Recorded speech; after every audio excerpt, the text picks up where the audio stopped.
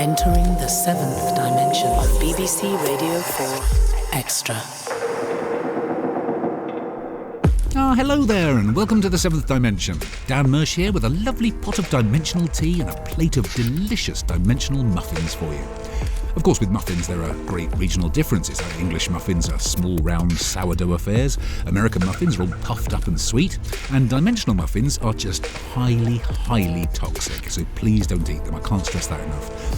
Instead, allow me to tempt you with some other delicious treats, starting with a nice, eerie ghost story set on a late-night train journey in Fridays When It Rains. That'll be pulling up to the platform in just a mo, and then later on, we have another classic fairy tale from Angela Carter's The Bloody Chamber in The Company of Wolves. So let's get going. Grab yourself a snack. Not the muffins! Now, when a young girl gets on an almost empty train late at night, she strikes up a conversation with the only other passenger, which is never a good idea in the seventh dimension. This is Fridays When It Rains.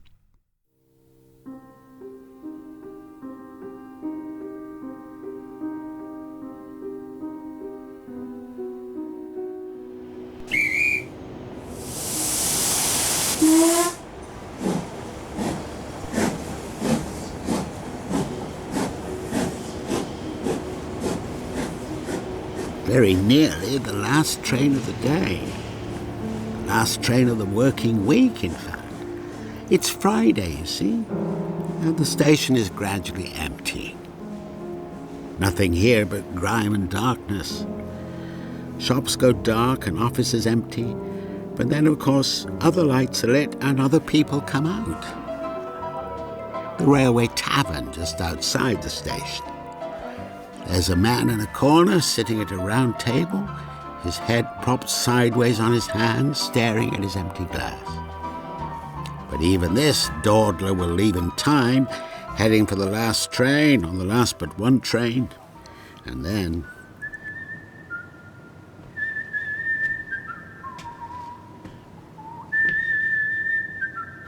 oh yes, then the station master will make his way across the concourse, a flag under his arm, head down, quite unobserved, because there'll be no one left to observe him.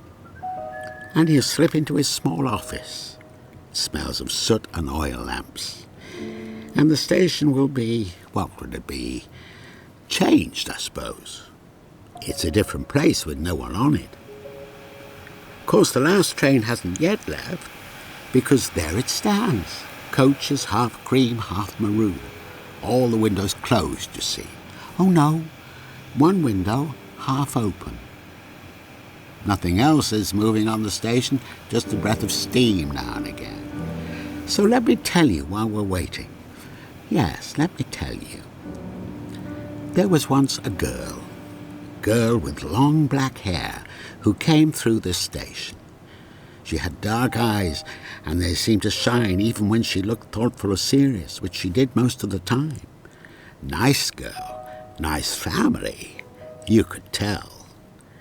She came through the station in the morning with hordes of others at the busiest time of day, and through again at night with not quite so many. She was new to her job, you see, so she often stayed late trying to get the hang of things, poor girl. Perhaps this is what gave her such a serious look. Anyway, one particular evening, the caretaker was hovering to let her out onto the street. Good night, Mr. Gripper. It was dusk. A lamp had come on just outside the office door. The pool of light it shed changed the colour and the shape of things in the street. So she wasn't sure, not absolutely sure, which way to take for the station. Which was silly, really, because she knew the direction well enough. She passed a shop she thought she knew. At this hour of the day, of course, it was shuttered. It didn't look quite the same. But shortly after the shop, there should be a turning into a narrow alley. And yes, there is a turning. There are no lamps in the alley, so she can't tell whether doorways are side turnings or side turnings doorways. She thinks she might have missed a turning. Yes, she must have done, because when she does turn, the alley is even narrower. And it arcs back on itself somehow, and after several minutes, she finds herself back on the street outside the office. Or a building very like the office. So she sets off again, walking a little quicker this time. But the funny thing is... No. It can't be. She gets nowhere. She ends up on the same street, or a street that looks the same. Please! Can you help me? She's in a maze, it seems, and nothing she decides to do will allow her out. Poor girl, she's distraught by now. No, stop! Please stop! But there's no help. No one seems to know she's there. And every time she stops under a lamppost to check the time... Oh, no. It seems to have jumped ahead already. She knows when the last train leaves, and she's afraid she'll miss it.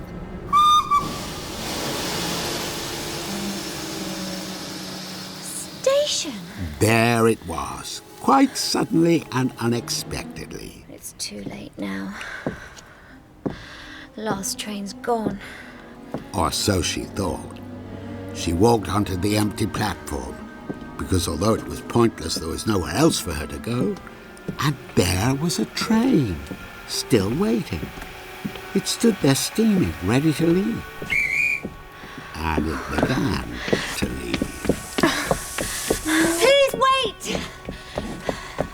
Wait for me! Please!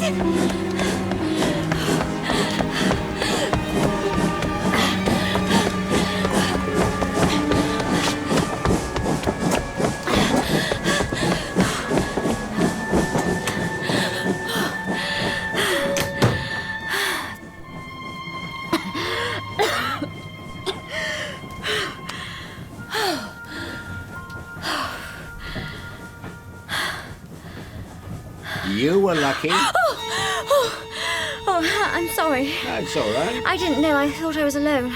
Not quite. Oh, you were lucky to catch this one. I believe it must be the last. Yes. I thought I'd missed them all. I thought so too. Then I found this one waiting. I'm not sure why. It should have departed ages ago. Yes. I'd given up hope. Oh, you all right, miss? Yes, thank you. I don't mean to intrude, but you're obviously upset. If there's anything I can do... No, really. Some tea, perhaps. I don't know if that's possible, but I can try. No, it's just running for the train. Thank you. I'll be all right. Well, if you're sure. I expect the anxiety didn't help. Anxiety? If you'd missed this one, I mean. Well, yes. You'd have been stranded. The strange thing is... Well, it's probably not at all strange, really. I probably just panicked, but I left work in plenty of time and then I got lost. Lost from work? Yes. I've only been at the office about a week and I thought I knew the way to the station perfectly well. It's not that far, but tonight, well, I couldn't find it at all. I kept going round in circles. Where was this? Lavender Street. Oh, well. Do you know it? A little, yes. All those streets beginning with L. Lavender, leather. That's right, Lorimer. Yeah, and they're all quite I twisted. never noticed that before, they're beginning with L. I'm right, though. And all sort of running into each other. I'm not surprised you got lost. I couldn't work it out. Wherever I turned, I shouldn't let it worry you. It happened to me once. Did it really? When I first went to work round there, yeah. You know what I think it is? I think when you first start out at a place, you pay particular attention to the route because you know it's important. I did, So yes. you say to yourself, that's the tobacconist, I always turn there. Yes. And you don't take note of anything else, it's all you need. And then, when you come across another little street that has a tobacconist in it, you think, this must be it, but it isn't. And then you don't know where you are. Do you think that's what I did? Probably, as I say, it happened to me. I got lost, and that's what I put it down to.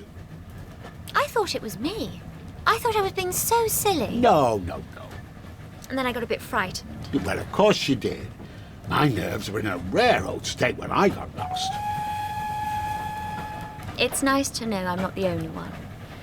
Getting lost, I mean. Oh, no. People are always doing it, especially if they work round Lavender Street. I'm sorry, I'm talking away here. You probably just want to sit in peace. No, really. Collect your thoughts, and anyway, talking to strangers, well, it's not wise, not really. No, you're quite safe with me. No, I didn't mean you. I meant... Yes, no, just a joke. Oh, I see. All the same, you do have to be careful. I know, and I am. I'm a very good judge of character. Who to avoid and what have you. Really? Well, you have to be these days, as you say. And I can tell you're all right. Can you? How? It's hard to say. You dress very carefully, for one thing. Do I? Yes.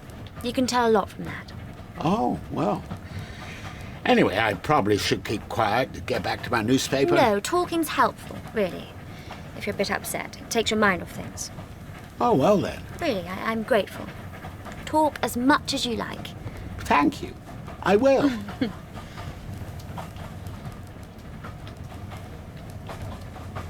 And now you can't think of anything to say. No, I'm afraid I can't. Although, Yes. no, perhaps not. What? What is it? Well, I was thinking of a story they tell sometimes. A story? Yes, one I first heard told on this train, or at any rate a train very like this. What's it about? Well, as a matter of fact, it's about a train journey. You know, a journey on this particular line, which is why I was told it in the first place, I suppose. Who did tell you? Or a stranger. A man who happened to be in the same carriage as me. Quite respectable looking. His coat was very nicely cut, I remember. There you are, you see.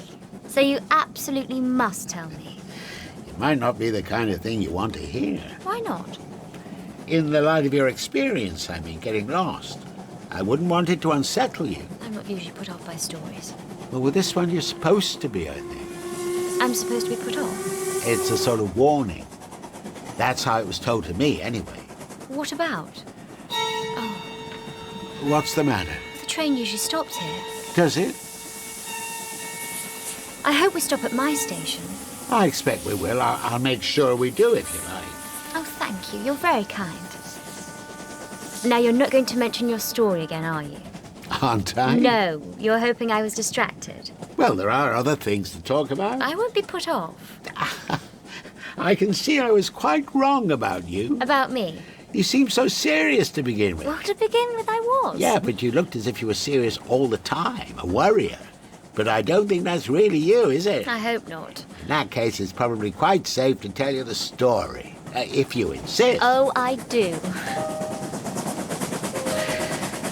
It was a good long time ago when this was supposed to have happened, and it concerned a girl who was a bit like you, in fact. Like me? How?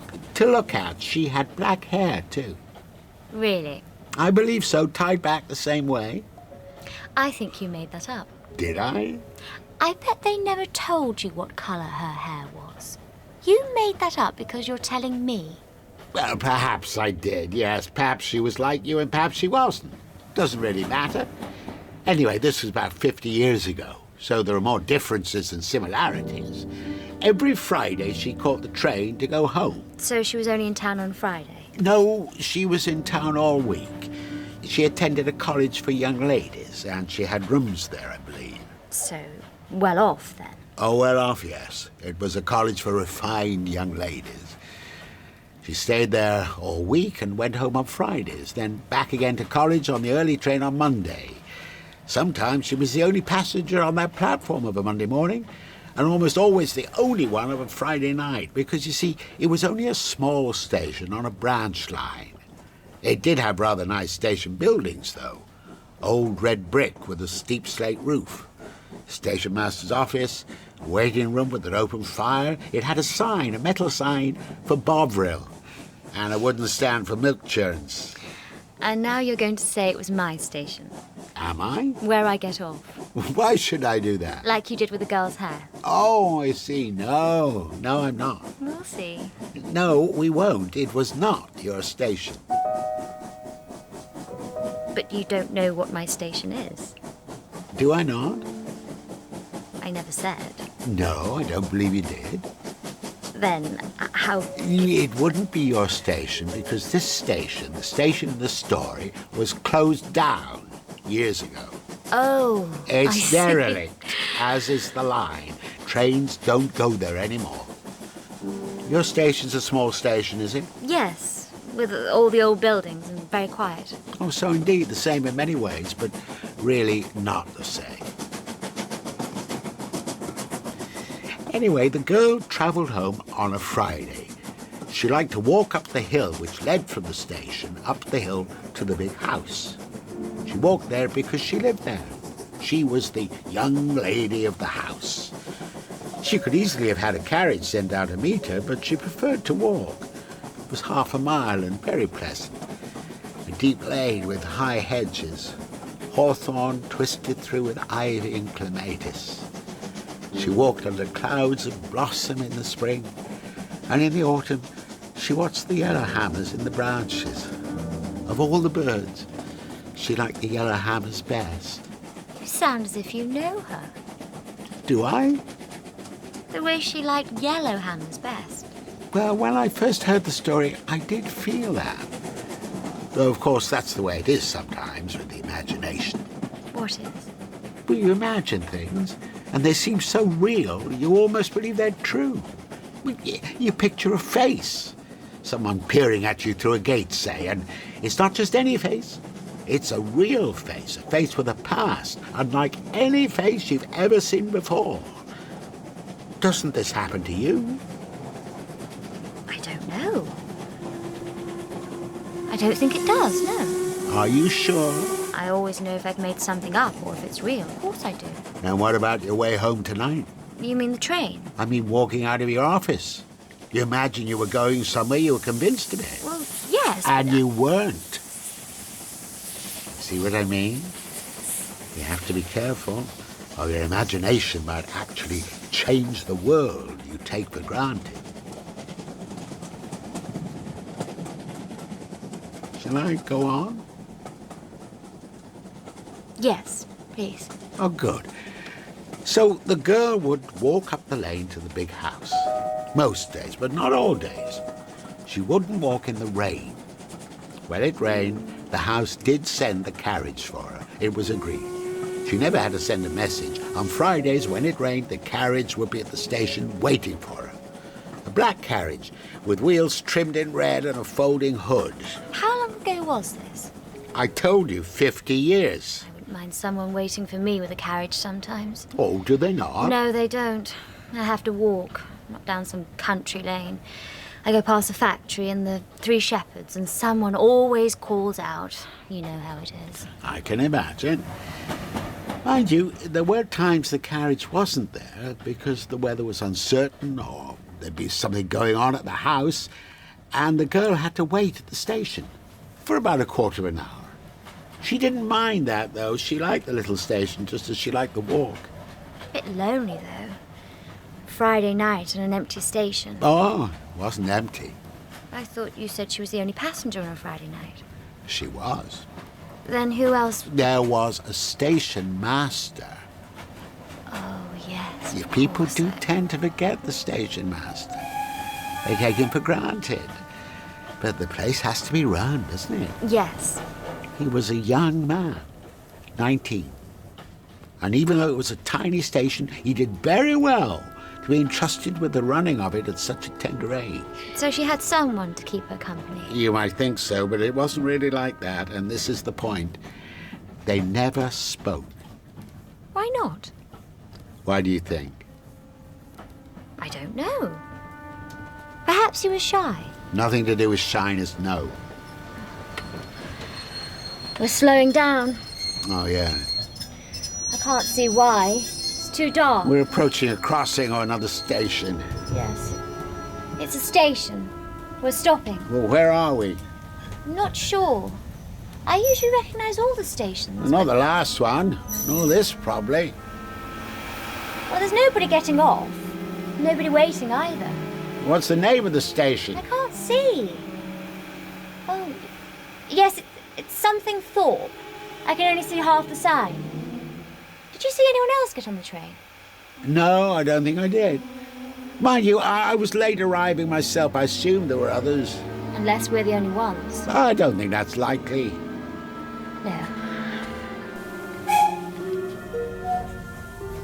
You were on this train before.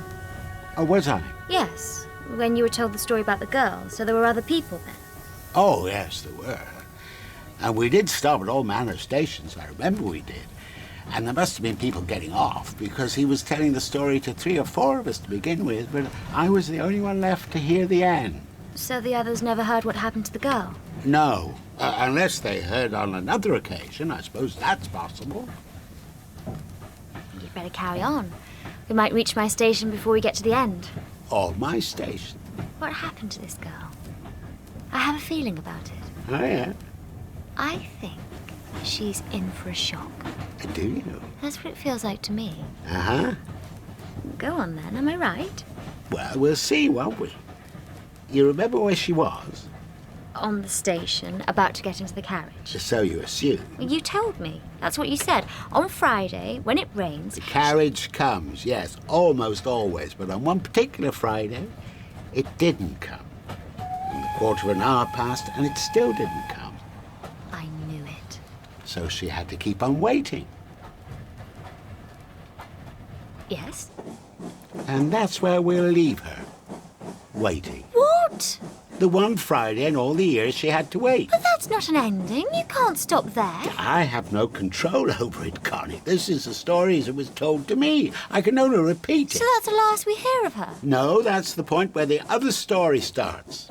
Other story? What other story? You must have at least 2 people to make a story.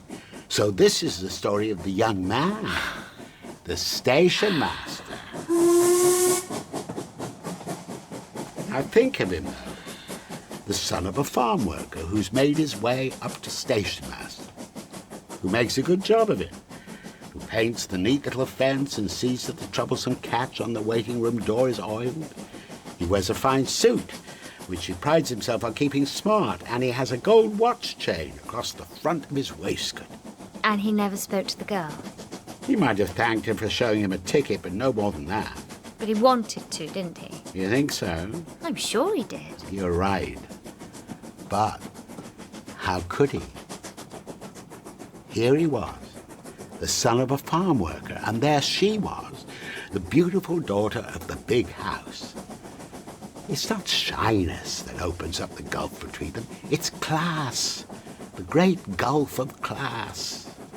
They could still talk. It's not that much of a barrier. Oh, yes, if he'd been the son of the big house and she'd been the daughter of a farm worker, that way round, there might have been some sort of conversation. But it wasn't that way round, Connie. It simply wasn't. Connie? You know my name? Yeah?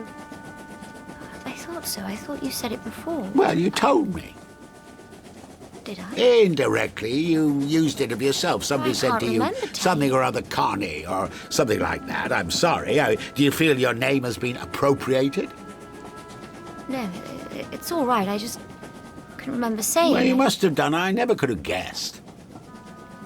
No, I suppose not. Anyway, you're right. He did want to talk to her. He noticed her the first time she stepped onto the platform.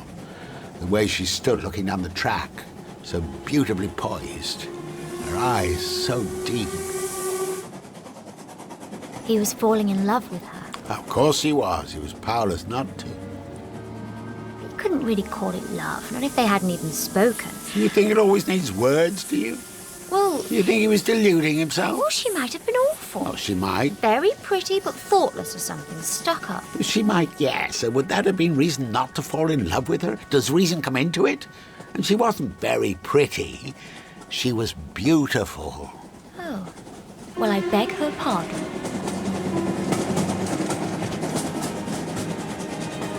So he watched her over the months, stepping onto the train on a Monday morning, stepping off on a Friday night, walking dreamily up the lane to the house, waiting. And then, of course, came the night of the rain, and no carriage. Perhaps you'd like to shelter in the waiting room, miss. And she smiled and nodded. So she came in and he prepared the waiting room. He brought in coal and lit the fire. He put a kettle on and set a jam jar on the table with some late-flowering veg in it. It was nearly October. The sky was dark and streaked. The first leaves were starting to fall. From time to time he glanced at her, sitting by the fire, her brown coat with the herringbone pattern, her small hands loosely clasped on her bag, her dark, dark hair. And then he busied himself again, a smut on the window wipe, a drop more oil on the troublesome catch. While he was doing these things, he was as happy as he had ever been before. He didn't know it, but he was as happy as he ever would be. Ever?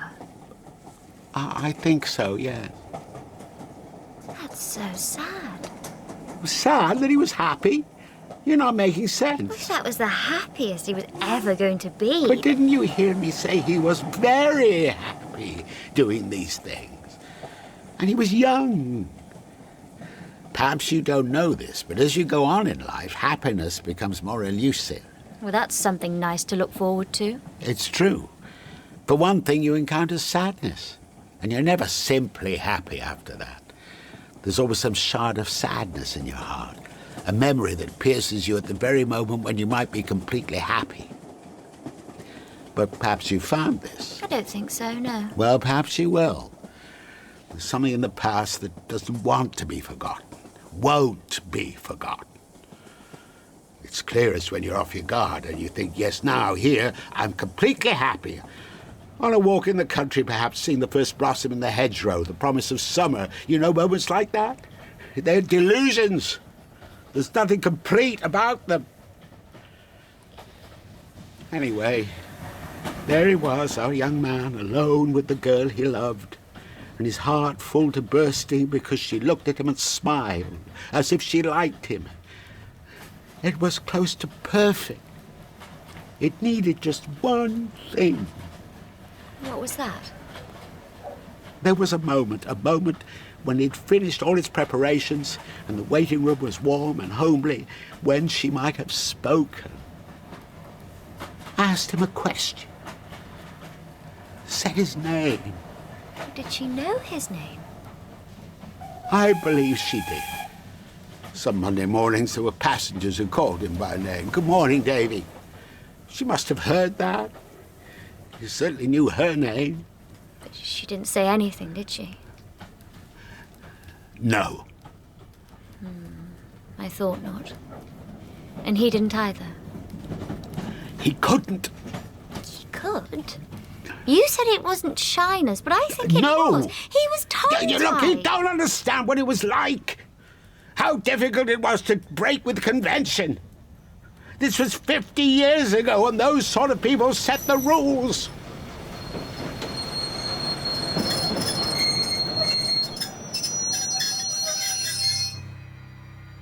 We've stopped again. Yes. I don't think it's a station, though. There's nothing to stop for. It's in the middle of nowhere. I'll take a look.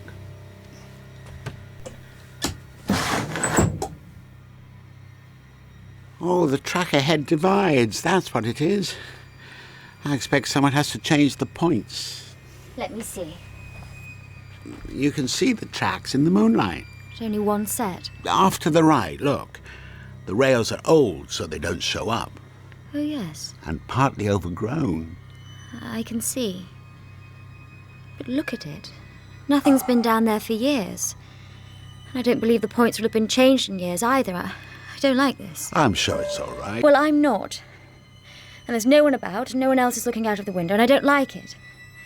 What's happening? I really can't say. I'm not sure I believe that either. No? You know an awful lot, I think. Do I? Like where we are, and where we're going, and who I am, and... Oh, your name, you mean? My name.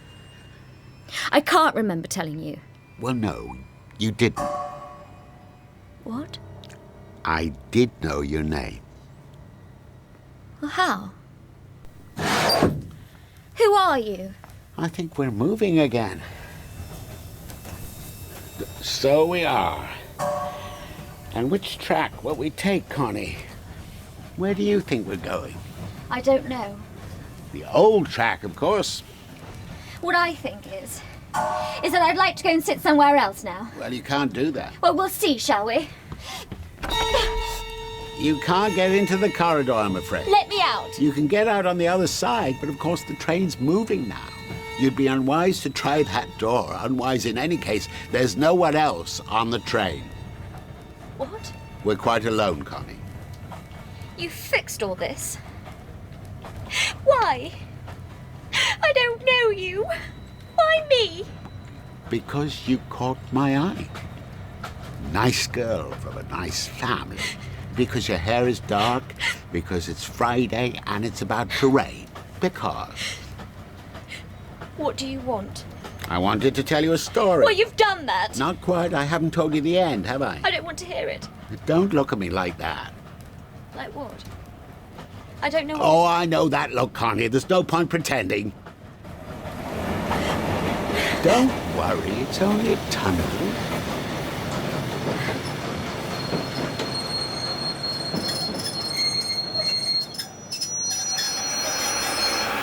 You could get out now that we've stopped. Do you want to do that? Do you want to get out, Connie? I don't know. No. Sit still and wait. That's by far the best thing to do. What's that? The lights. What's happening? You can see what's happening. They're flickering, weakening to darkness. Please. Stop this. Shh, it's only darkness. You don't like it because it's so close. You really can't see a thing, can you? But you know where you are, and you know I'm here because you can hear my voice. And if I stop speaking, you can still smell the soot from the tunnel walls. Otherwise, you might be anywhere, I suppose, at any time. I'm not afraid of the dark. If you're doing this to frighten me... Oh, you then... are afraid, yes, but you're also being brave. You have spirit. That's very good. What do you mean? I don't know what you mean. There. Light again. And all is as it was. Now, let me tell you the end of the story. If you think I'm interested in that... Well, you should be. It's the only way we're going to get out of here. How? How can you say Listen. Listen. And you needn't be afraid. No harm will come to you. You'll see. Anyway, the young man did all he could to make the room pleasant for the girl. And there they were alone and aware of each other. She had never looked so beautiful. All it needed was a word from her. That was the moment when everything might have been different. She only had to say his name. Davy. Thank you, Davy. Tell me, Davy, what's in your heart? But she said nothing. The next thing he heard was the crunch of the carriage wheels on the wet stones outside. She heard it too. She picked up her bag, gave him a smile, a little meaningless smile, as if he was no one in particular, and she moved to the door. So did he, to open it, to see her out. She took the handle and the catch stuck. His hand then touched hers. It wasn't meant, not at all. And she recoiled from him, snatched it away. They were close just then, closer than I am to you now. She looked away from him. No, he said, it's not locked. He still felt the touch of her hand. The catch sticks, he said, it's all right. He pulled the door open. And she pushed him hard in the chest and hurried out. He fell against the wall, completely shocked. He closed his eyes, but all he saw was her face, her beautiful face. Repulsed. Repulsed by him. When he opened his eyes, he found himself staring at the stove, and he wanted to smite it with his heel, to topple it and send hot coals rattling over the floor. That would have suited what he felt in his heart. He wanted her to be there, to notice, to jump with the fright at the sound of it, to flinch from the scattered coal. He wanted the fire to consume the place and the time, the girl and everything. But he did nothing. He held himself quite still. Now do you see the point? Where all this is leading? No, I don't. She might have saved him. Saved him? Saved him from what? Well, a number of things. A week later, he lost his job as station master. They never told him why, but he was sure that someone at the big house had said something. Why should they? Well, for that misunderstanding at the door, for daring to fall in love with their precious daughter. Of course, he couldn't stay in the village, not after that, so he left and joined the army. And this was 50 years ago, remember? You can guess where that took him. 50 years? 1914. It took him to Ypres with the British Expeditionary Forces, and Ypres is where he ended his days. Oh. Well, I'm sorry. Yes. Poor boy. If you were frightened, Connie, I apologize. I had to see if you had the nerve to hear everything. About him dying? Well, not just that, no. Because it didn't really end there. You see, on certain Friday nights, when the last train is due and there's rain in the air, the young station master resumes his duties at the village station. You mean... He has been seen. People have seen him. He waits for the last train from town for a girl to arrive and step down. Even when the line was closed, he could be seen on certain Fridays, no more than a dark shape against the dark of the trees, his face in shadow, the gold shade at his waistcoat, quite still, standing on the platform, waiting. And he's waiting to hear her speak? Waiting to hear her speak, yes. To say something friendly. I tested your nerve, Connie. I'm sorry for that. I didn't want to do it, but you can see now why I did. You knew the boy? He was my brother. I believe he waits in torment, Connie, unloved and unrecognized. And a single word from the right person, sound of his name, will bring that torment to an end, will mend his broken heart. Then he'll be able to rest. And that's why I'm here. We're clear of the tunnel now, and it's raining. There's moonlight when the cloud breaks. What can you see? We're coming into a station. A living station? No. The platform's cracked and grown through with grass. Would have understood, you know, if you told me all this from the start. Would you? I would have tried. You know what I'm going to ask you to do. I think so. If you do it, it must be because you want to do it. No other reason. If you'd rather stay on the train... I only have to say his name. Yeah. Davy. Yeah.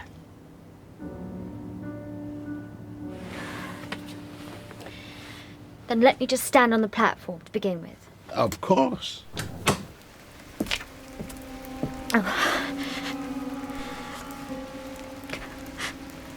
It's cold. Look down the platform. Tell me what you see. I can't see much at all. The station buildings. A dark hill behind. Oh, that must be the way to the big house. No light? No. Oh, yes. There's a glow. A little yellow light at one of the windows. The waiting room. Do you see anyone there? I don't think so. There are branches overhanging the platform, and they're moving as if... And something round and pale in the moonlight. Is it?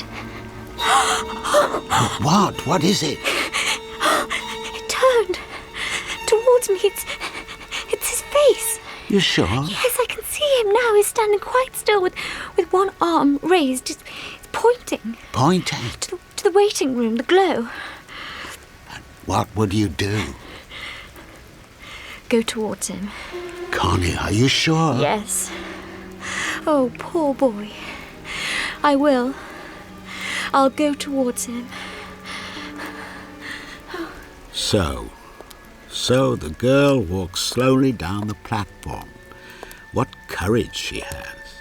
To walk into the dark like that towards a young man who died 50 years ago. Or towards a shape she tells herself is that young man whose heart was broken, who died at Ypres. So she's been told. How courageous and how foolish to believe everything she's been told. The young man had no brother, and he didn't die. He couldn't stay in the village, so he moved to the town. He lost his job with the railway, who had no interest in his broken heart. He never forgot the girl, her brown coat with the herringbone pattern, her smile, her dark, dark hair. How could he? He let 6 months pass before he took the train back to the village. She wasn't there. Time and circumstance weren't favourable, so he returned to town, sat on his bed in the narrow room above the tobacconist. Wait, he told himself. The proper time will come. Years went by, and still he didn't see her. Years. Then one night, there was a girl. Not quite the same, but she had something about her, something. And there she stood on the same platform waiting. So the time seemed to have come. Perhaps you'd like to wait in here. She looked at him, but his face meant nothing to her. Well, it wouldn't. Nevertheless, she thanked him and went in. You'll be safe in here, quite safe, and warm. I'll light the stove. She watches him uncertain. Sometimes the catch on the door sticks, but you needn't worry, it's not locked. And there's that look on her face. She shrinks back from him, repulsed. You can tell the difference when it's locked. When it's locked, it's like this. Like this. And then the fire. The fire he'd waited for, to consume everything, to punish and unite. No, please help me!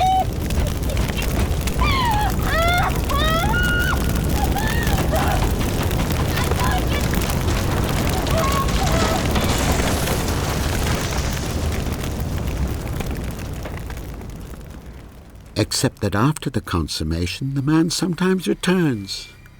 On certain nights, he comes back to the station. He's been seen on the train. People have seen him, a figure quite unaccounted for. But he's there. When a girl steps down from the last train on Fridays when it rains, he's there. The man gets out of the train. There's like rain on his face. He can taste night on the air.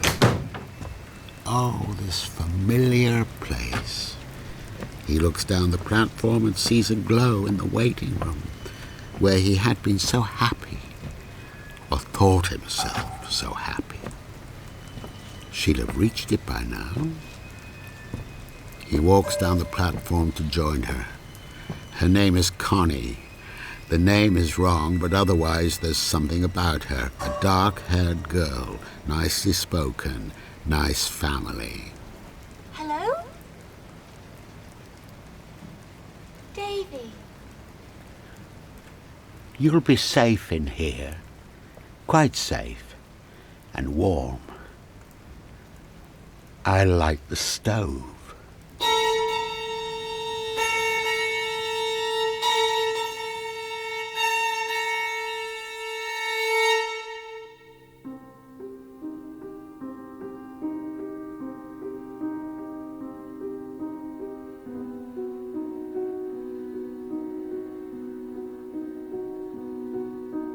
In Fridays When It Rains by Nick Warburton, Dove was played by Clive Swift and Connie by Lindsay Marshall.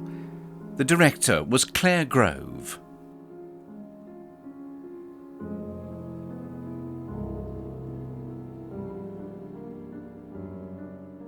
Well, at the same time next week, a man suffering from amnesia returns to the house where he was born seeking answers in Shadows of the Past. The Seventh Dimension on BBC Radio 4 Extra. OK, now, famously adapted into a film by Neil Jordan starring Angela Lansbury in 1984, this is perhaps one of Angela Carter's best-known tales. Her very adult, very dark reworking of the story of Little Red Riding Hood. This is The Company of Wolves. The Company of Wolves.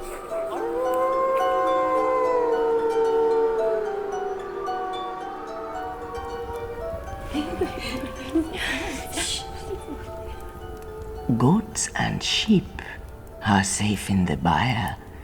The deer gone down to the valley. The wolves grow lean and famished. You could count their starveling ribs if they gave you time before they pounce. Saw a great grey nose poking under my door 2 nights since. One bit my sister at the stove in her own kitchen.